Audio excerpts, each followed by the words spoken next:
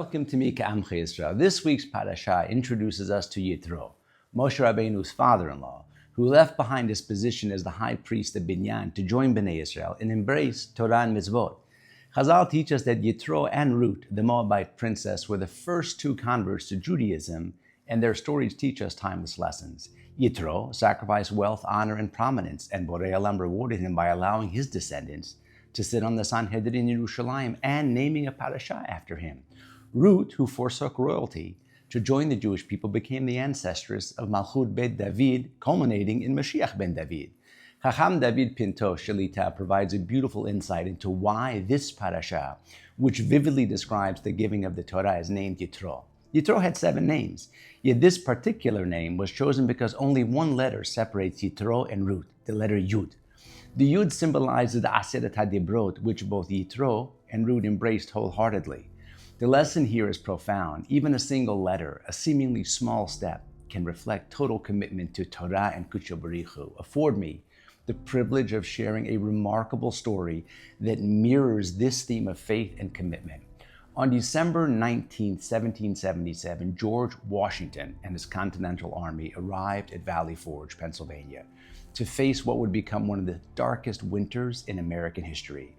The soldiers were starving, they were cold, and they were demoralized. Their clothing were in tatters, their tents offering little shelter from the freezing winds. And among them was a lone Jewish soldier, Usher Pollack, who carefully hid his Yiddishkeit out of fear of persecution. As the days dragged on and supplies dwindled, Usher struggled not just with the physical challenges, but with the spiritual darkness. One bitterly cold night, as he huddled near a fire, memories of his childhood flooded his heart. He recalled his father being forced to dance before the poritz, humiliated yet unbroken. He remembered his mother's quiet prayers and the warmth of her Shabbat candles. Then it struck him. Tonight is Hanukkah. Though trembling with fear, Usher retrieved the small brass menorah his father had given him from inside of his jacket before leaving home.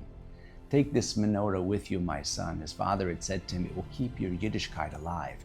He crept to the outskirts of the camp and he placed the menorah on the frozen ground and he lit the first flame. The small flame flickered against the icy wind, warming his soul as he prayed, and suddenly he heard the crunch of boots and snow behind him.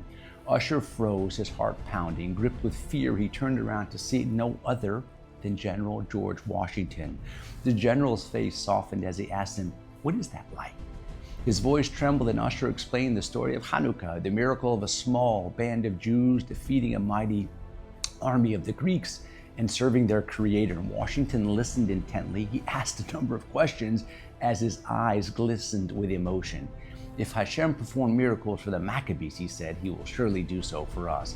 He then went on to say that this flame, it brings warmth and light, even in this horrible darkness. Days later, in fact, that's exactly what happened. The army achieved a decisive victory, turning the tides of the war. Years later, as President George Washington sought out Usher Pollack and soon found him living on the Lower East Side of New York City, he knocked on the door of what appeared to be a modest apartment, quite frankly, surprising his occupant, who could barely speak. President Washington stepped inside and immediately noticed the very same brass menorah glowing on the windowsill. "I came to thank you. Your words on that freezing night gave me the strength when I needed it most, and I have never forgotten the fight of your menorah on the courtyard and what it symbolized." The president then presented him with a gold medal engraved with the words, "A token of thanks for the light of your candles." With great reverence, President George Washington placed the medal around Usher's neck. He stood silently by the window, holding the medal in his hand. The flickering menorah reflected the tears in his eyes as he thought, "My father told me this flame would keep my Yiddishkeit alive. I never imagined it would light the hearts of an entire nation." It was beyond my imagination. Ladies and gentlemen, Yitro, by embracing a single Yud, etched his name into eternity alongside the Aseret HaDibrot. Ruth, she left behind royalty to illuminate the path of Malchut Bet David. And a lone Jewish soldier in the darkest of winters kindled his menorah and reminded a future president and an entire army that miracles come to those who believe. Not long ago, the lights of Hanukkah burned brightly in all of our homes. But the menorah's message is not confined to those 8 days. It speaks to us still. It reminds us that even a single flame, fueled by unwavering faith, can pierce the blackest night and light the way forward very powerfully. The reflection that we must engage is simple yet profound. Will we add our own yud? Will we take the first small step, knowing that it brings us closer to Borei Olam and, of course, to our ultimate purpose? The menorah's flame calls to all of us, challenging us to do more, to be more, and to light the darkness around us. The light is destined to shine. That is undeniable. The only question that remains, will we be the ones to ignite it? Shabbat Shalom and Mivorach.